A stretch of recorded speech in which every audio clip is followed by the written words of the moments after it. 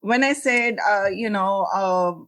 like let them alone, that does not mean not to protect them. So you do your due diligence, whatever is needed, but don't overdo it.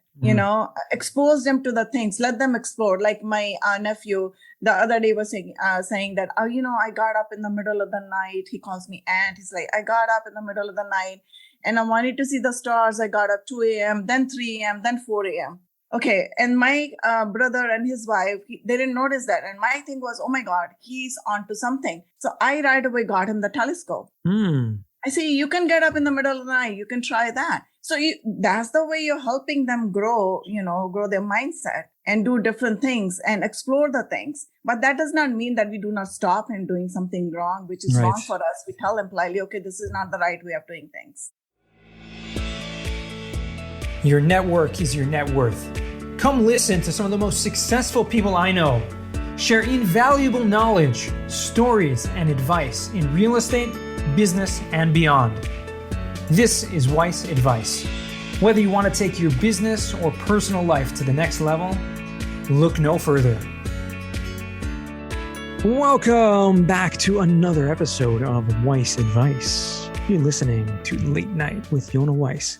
No, I'm Yona Weiss. We're in the Weiss Advice podcast. You didn't switch channels. We're today with Vinki Loomba. I'm so excited, Vinki, to have you on the show. We were friends for quite a while, and I was on your podcast, which was incredible. I got a tremendous amount of feedback from that. So I'm so excited to have you here.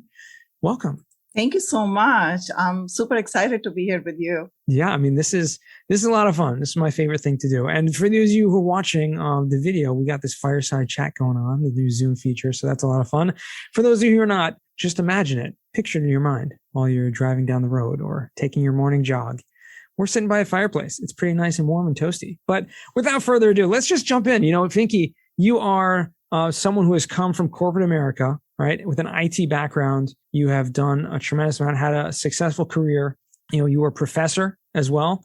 And now you've kind of switched everything, on its head. And now you are a real estate investor / syndicator. I mean, what's that? Okay. I'm not going to get ahead of myself here. Let's take a step back. Okay. Let's take a step back.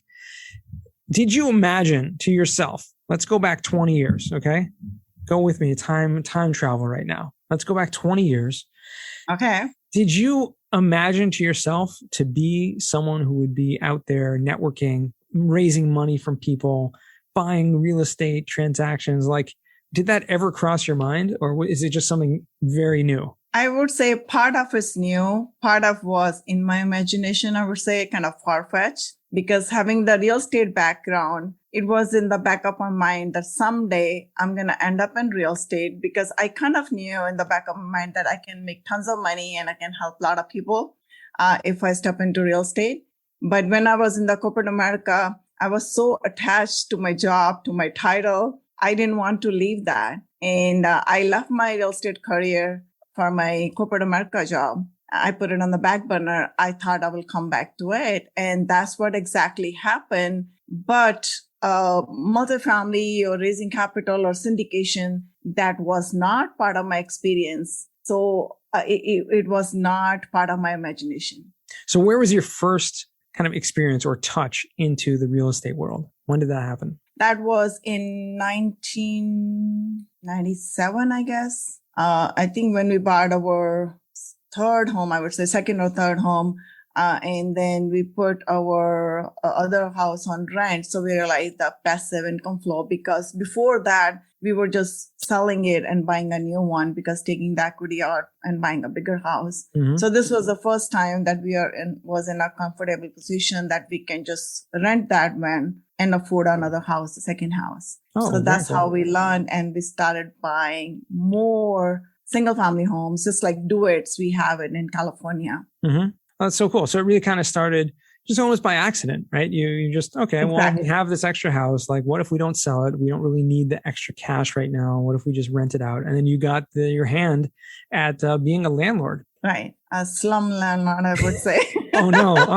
Oh, no. I don't believe that. I don't believe that for a second. Where were these? These were in San Francisco area?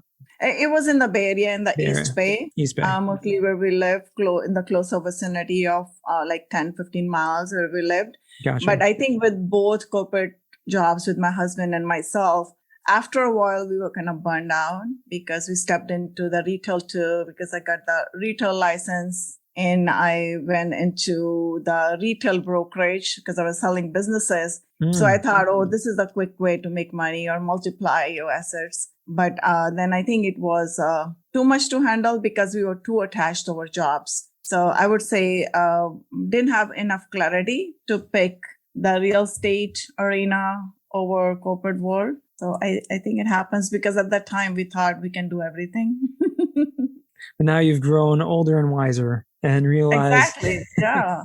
Isn't that sucks, right? You do not have that knowledge when you have the energy. So it's kind of a trade-off. Either you have the energy or you have the knowledge. I mean, the wisdom. Yeah, it is true. That is true. But I mean, let's actually take that. I want to run with that for a second. They're talking about the difference between, the energy, the knowledge, the wisdom. It's like they say, you can never have, you're looking for a service or a vendor provider. I've seen like this chart, kind of like a triangle. You can either have speed, experience, or quality or something like that, right? Is that right? Did I get that right? And so that sounds right. You can only have 2 out of the 3, right? You can never have speed and experience and quality. Like you have to give up on one of them, right? So too with real estate investing, with everything, you want to make sure that this is a long-term game, so to speak. This is a wealth building. This is something that you're not going to see huge amounts of money and wealth in a very short period of time. You need patience. You really do. That's true. Mm-hmm. But you don't necessarily get to experience all that, when you're young, unless you have all this energy and, making all the mistakes. But I think nowadays, there's so much information out there. There's so many of these networking and mentorship programs and masterminds that you can scale even at a young age. So those of you listening to this and you're like young, you're maybe in college or post college and you're like, oh no, now I can't do it till I'm like 40, like 50, like Fiona and Vinki and I have white hair and stuff. No, get started now. Get started and find those mentors, find people who have done it before you, connect yourself with them and see how that can take you. Did you ever have any sort of mentorship in terms of when you got into multifamily and you're starting to move and scale the business, the Loomba investment group as you started recently? Yes, I did. I did tons of networking, I would say, and met different people throughout my journey and a lot of advice, like wise advice as well. So I think that helps. And the other thing is just like experience too, that counts. You started later in the game, but you're bringing some skills with you. And then also my friend Vinny Chopra, he's a good friend for the last 30 years, and he's been in multifamily for a long time. And that was a good asset as well. So when I'm walking this path, so all these things help. That's awesome. That's good that you're close to Vinny. He's an awesome guy, and we've had him on the show. He's your neighbor, right? I mean, you guys live pretty close by, right? Pretty close. Yes, we've been pretty close for last so many years. We're like 30 plus years. We know each other. Yesterday too, he was saying at his meetup, he's like, "Oh my God, I know Vinki for 30 years." Well, I see you're revealing my age, and he's saying I'm 70. I said, I'm not 70. I'm just 30. I mean, he knew you when you were in diapers, right? I mean, that's Exactly. I know. I see you're revealing my age. It's not 30 years. But so let me take a switch over here and talk about your podcast that you started recently with Roger, the partnership there. I was a guest on that. It was probably one of the best podcasts that I ever did because it kind of opened me up to questions that I don't normally get. I've been a guest on over 200 podcasts and I love talking, right? I love talking about different subjects that I know and that I can give over cost segregation. It's awesome. We've done a bunch of podcasts about LinkedIn and that experience and social media and stuff like that. But you guys, okay, the name of the podcast is Vibe, Mind, Body, and Entrepreneurship. And what you do is you kind of dig deep, right? You dig deep. And when I say deep, like into the person, into the psyche, into like what makes you tick, like where did you come from? What were those childhood or experiences that you went through that made you the way you were? Like, how do you do things the way you do them? So I don't want to give away like all the questions, but I would highly recommend anyone going and checking out. And so you're talking to really successful people. You're talking to people who have contributed in many different ways, both in the real estate, All walks of life. All walks of Yes. life. Yeah. So tell me a little bit about the story behind that podcast. Like what made you guys start it and why are you doing it? The whole thing was I stepped into real estate. I wanted to start a podcast, and there's multiple podcasts out there on real estate. So I wanted to do something different, and I wanted to do like more like on mindset. And then I met Raju, and Raju was talking about all the spiritualism and all that too. So we found a common ground. We felt like, okay, there is some common ground, and we wanted to do something out of the box. So we thought maybe we can start this podcast together and can start bringing people and bring their success stories. Mm-hmm. And I highly believe, and I'm pretty sure Raju does too, that, how we are conditioned very early on. And that's the reason Raju loves asking the question, let me go back to your childhood. That is one of his favorite questions because, up to age of 7, you are done pretty much. Your brain is wired, you are conditioned, and then you have certain patterns that you have already adapted to. So you kind of follow that throughout your life, whether you like it or don't like it. Yes, you learn, you gain more knowledge, you become wiser, but the patterns are there that you learn very early on. And that's why, coming from my background from India, spiritualism, like our gurus or our studies, they show that when the child is growing, when the kid is born, just not to have too much influence on them because you don't want them to become like you. They are a separate person, separate personality. So you wanted to expose them to the things and let them do whatever they want it to be versus telling them, don't do this, because that sticks to them for the rest of their life. And then that's where all the limitations come from, that, oh my God, I'm hesitant to do this thing, or I'm scared to do this thing. Because if you look at a little child, 5-year-old, my nephew, he's 8 years old now. He's not scared of anything. He's 8 now, but all these 8 years, we were just telling even my parents and his parents not to say anything to him, let him grow, let him flower. He's a super smart guy. He can speak English, he speaks Spanish, wow. He speaks Hindi, he speaks Punjabi, 4 languages. Wow. That's awesome. I mean, but at the same time, you are obviously as parents, and you have children, I have children, but your children are grown already, out of the house, right? But my kids, I still have a bunch of little kids at home, and you want to give them the exposure to a lot of different things, but at the same time, you want to, keep them kind of not sheltered, so to speak, but keep them protected from, things out there. And especially nowadays out in the world, I mean, there's so much going on out there, even the schools themselves. I mean, thank God I don't send my kids to public schools, but there's so much that's being influenced by the society, which is very, in my opinion, the Western society that we live in is very degenerate. I mean, and that's so true. Degenerate, not just degenerate, but isn't even a better word for that. Decadent. They're decadent. They're seeking just physical pleasure and me. Now. So true. And so if you don't give your children, your kind of spiritual background, and you have, and that I have, and speaking to myself as well, then they're going to be kind of lost, just kind of searching on their own. That's true. And you're so right. I mean, when I said, let them alone, that does not mean not to protect them. So you do your due diligence, whatever is needed, but don't overdo it. Expose them to the things, let them explore. Like my nephew the other day was saying that, I got up in the middle of the night. He calls me aunt. He's like, I got up in the middle of the night and I wanted to see the stars. I got up 2 a.m., then 3 a.m., then 4 a.m. Okay. And my brother and his wife, they didn't notice that. And my thing was, oh my God, he's onto something. So I right away got him the telescope. I say, you can get up in the middle of the night. You can try that. So that's the way you're helping them grow, grow their mindset and do different things and explore the things. But that does not mean that we do not stop him doing something wrong, which is wrong for us. We tell them politely, okay, this is not the right way of doing things. Right. That makes sense. And it's interesting because you have to, and I think it does sometimes take, outside, maybe someone more objective than the parents, whether it be, other relatives, or other people outside, maybe teachers, and that to kind of that they know and they see your child in a different light than you do, that we do.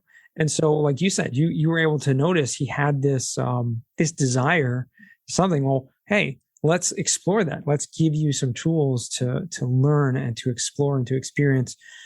That's amazing to me, because I see for myself. Like, I remember one of my sons was like, he's interested in, he wanted to learn to play the drums, and my initial reaction as a parent was like, okay, do you really want, am I going to pay for drum lessons? And then in a week or 2 or 3, you're just going to give it up? Like, because you don't want to crush their enthusiasm, right? But at the same time, you want to make sure that they're serious, so it's like, okay, so I'll buy you some drums, or just a bong or something. You can practice that way. But, I had someone else come on and tell me, you know what? He has a musical desire. Like, you have to go out of your way. Like, let's see if he takes any initiative. Okay. Does he really want it? And so I kind of let it simmer for a little while. And then he literally, and we're talking about an 11, 12-year-old kid, he took the initiative. He literally went out and found a drum teacher and called him on the phone and asked him, all the questions, did his own due diligence. How much are lessons? When do we meet? How do we meet? Like, how long will it take me to be proficient, et cetera? Mm-hmm. And he came back to me and was like, here, this is the information. Okay. Can we do this? I was like, okay, well, you did your homework. You obviously are serious. It's something you want to pursue. Right. So let's make this, let's do this, but let's incentivize it. Meaning that's how children learn. They really want something, and you show them they're taking themselves seriously. But at the same time, you want to make sure that they're, not necessarily, I don't want to spoil my kids and just give them everything that they want, but I want to make them kind of earn things. And so true. here's a way that, okay, you want to do this? Well, let's see what you can do to help out. Let's see how your grades, you can get good grades and make sure you pass, X amount of tests or whatever. And then we'll do this. And, so you're contributing to each other, and it's a win-win. That's so true. Yeah. I like that and the thing is, they remember that throughout their life. I'm going to give you an example. My daughter, when she was in 4th or 5th grade, and there was a music class in the school, she said she wanted to play trumpet. That's what reminded me when you're talking about drums. And my husband's like, why don't you get something simpler? Trumpet, the little girl, you can't even blow. And she's like, no, I want it. So we just got her the trumpet, and then she tried it for a week. And after that, she didn't like it. And she used to forget purposely at home. And my husband was so bad. He used to take it and drop it up in the classroom so that, she learns. And until now, she's like in late 20s. She remembers that. So she knows that whatever she starts, she needs to follow through. She cannot drop it in the middle. So it was a learning lesson too. Sure. It's for sure a learning experience. That's awesome. So I want to switch gears a little bit and talk a little bit about multifamily and your syndication business and how you've kind of grown that. What's your ultimate goal with that? And what are you doing right now, as we were talking now in late 2021, to get to those goals?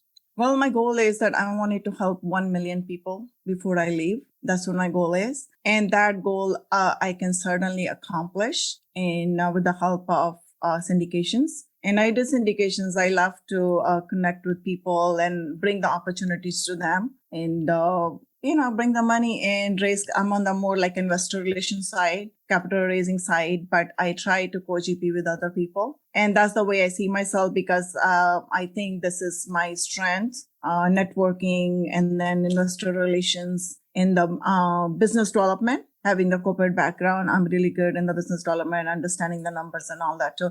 So that is my strength, and I wanted to bring that on the table. I want to use that strength to create my vision, or bring my vision to reality, so I can help 1 million people before I leave. Oh, that's pretty impressive. You have a number, you have a goal, and I think you're well on the way. That's for sure. I mean, obviously you're still very much at the beginning. I mean, you're still very young. You have a long way to go, another 100 years or so. Yeah. So you got, you have plenty of time to accomplish that. But you never know, right? Absolutely. Just keep plugging away. That's awesome. And I think realizing your skills and how you can contribute that, and understanding, here's a piece that I'm good at, I have experience with, I can contribute. You don't need to reinvent the wheel and try to do something you're not necessarily good at. There are people out there, like you said, you're co-GPing, meaning you're partnering with other experienced operators that they have the experience in the construction and the management. and the acquisition and finding deals and negotiating all that stuff. If you're interested in syndicating and you're interested in investing in real estate, you don't have to be everything. You don't have to do everything. You can find those partners and bring your strengths. And I think a lot of it comes with self-introspection, and you've certainly done that. That's so true, because it's a team effort. You cannot do everything yourself anyways. Even if you think you wanted to do that, right. You can wear different hats time to time, but not necessarily you can run the whole show yourself. So it's better you plug into somebody who's already successful, experienced working. You bring your experience on the table, and then you grow on that. Mm-hmm. And once you ace that, move on to the next thing. One by one, take them down. There you go. Exactly. Mm-hmm. It's so exciting. That's awesome to see, see the growth and see the, that come. So I want to transition now into the final 4. These are 4 questions that I ask all my guests. And the first question for you, Vinki, is going to be, what's the worst job that you ever had? Worst job I ever had? Oh my God. That was back in India when I was studying. And my dad, he used to work for electricity company like over here. We have PG&E. And I was doing my master's at that time. So one lady, she took a maternity leave for 3 months or something. And I had the diploma in the interpretation, English to Hindi and vice versa, when I was doing my master's first year. So I always did 2 things at one time because I wanted to utilize my brain more. I was always ahead of the class. And he said, oh, you did that. Why don't you do this for 3 months so you can test the corporate role? I'm like, okay, fine. I did that, but oh my God, I hated those 3 months. I would never do that ever again, because it was not that people were okay, but the work, the way they were translating, oh my God, it's like, I can give you one example. Somebody translated this Hindi to English was, this lady, she had an abortion, and the English was, the baby died in the stomach. So it was a lot of cleanup for me. After them for 3 months, it was like super crazy. It was like, okay, no, I don't think I'm going to do this. And with I was writing my thesis for my master's. So that's the job I hated. It doesn't sound too much fun. But let me just stop there for a second. You were doing 2 different masters simultaneously. Did I hear that right? Yes. I did the master's in public administration, and the first year I did the diploma in the interpretation English to Hindi, the interpreter. And the second year I did, that was a master of, it was in India, they call it post-graduation in organization and management. Gotcha. Okay. Wow. Really interesting. So that's very fascinating. And I didn't realize that you were doing that. So that's pretty cool. But you got the MBA and you got the master's in that, and obviously brought it to America when you arrived and did some amazing things here. But you got to learn very early on what you like to do, what you don't like to do. So that's pretty cool. I did MBA here, by the way. Oh, okay. That was in India. That was a different master's. I did my MBA over here when I got here to US. Another degree. Okay. So you have a lot of letters after your name. A lot of different accolades. So awesome. One question I have for you, the next question I should say, is what is a book you've read that's given you a paradigm shift? The book that I read is Flow. I say that in every podcast, by Dr. Csikszentmihalyi. That's really good. It's about human psychology. And I really love that book. It's a kind of paradigm shift when you read that book. Okay. We will put that in the show notes. I think that's the first time anyone has mentioned that. So I'm always always happy to. I don't think I can show you. There you go. Yeah, now I see it. Flow. Okay. Mm-hmm. Well, now I know what to look for. Awesome. So we'll put that on the reading list. I even talk about this book in my class when I go teach my class, because he even talks about that, how you can take your brain and put it into the bits. Mm-hmm. So how you process things. It's a really, really good book. I like that. Very cool. Very, very cool. Awesome. So third question for you is, what is a skill or talent that you would like to learn? That's a good question. I used to play golf, didn't play for years now. So all my friends, they're playing golf. So I wanted to go play golf and network. That's what I wanted to do at this point. That's pretty cool. Yeah, golf is fun.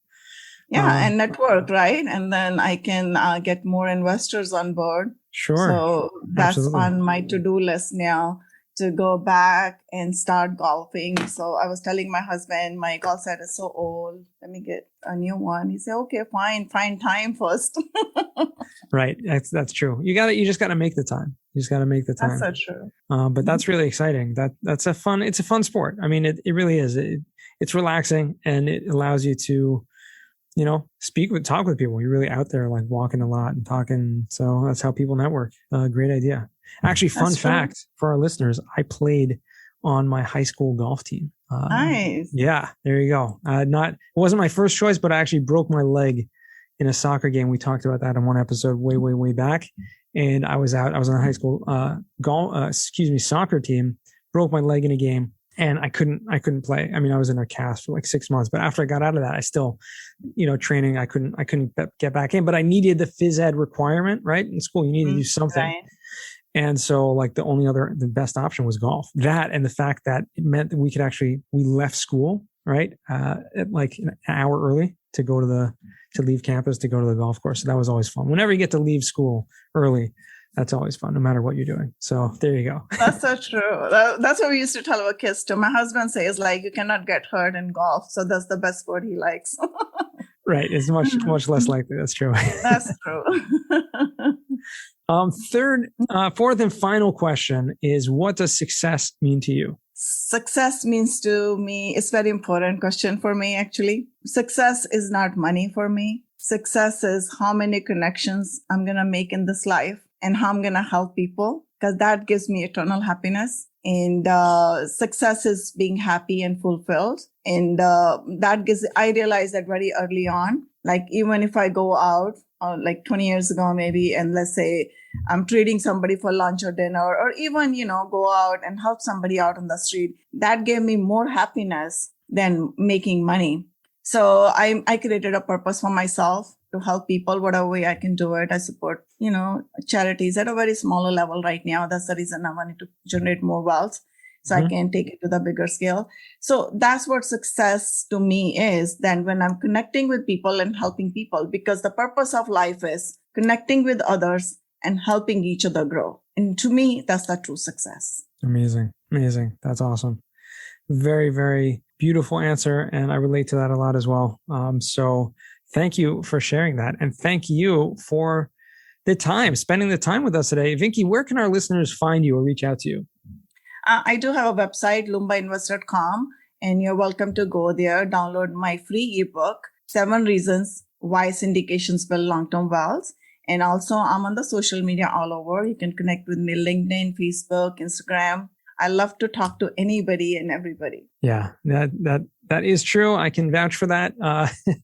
Vinki, I'd love to have you on our Wednesday night meetup whenever you come. So thank you so much for coming there. And thanks for joining us on the podcast today. It's been a lot of fun. Thank you so much for having me. It's always so delightful to talk to you. I can never miss a chance to talk to you. I know you come in late specifically in the meetup sometimes just to catch me. Yeah, always. Just wanted to come say hi to you a little bit. Even if I have 5 minutes, I'll still join your meetup. I love to talk to you. That's awesome. Thanks so much. And to our listeners, thank you again for listening all the way to the end and experiencing another journey of the Wise Advice podcast. Remember that until next time, the best advice comes only when you ask. Real quick, I have one question for you. Did you like this episode? If you did, I want to ask you a huge favor. See, the biggest thing that helps this podcast grow and that will spread this message to the whole world is that if you leave a review, a rating, and subscribe to the podcast. What that does is it basically tells the platforms that this podcast is out on is that you like my stuff and I'm doing something right. So take a few seconds out of your day, hit that subscribe button, leave a rating or review. I would be extremely grateful. Also, I want to hear from you guys. So I want to hear some feedback. If you have any questions for future episodes, please find me on LinkedIn. Send me a DM, a connection request, Yona Weiss, and I'd love to hear from you.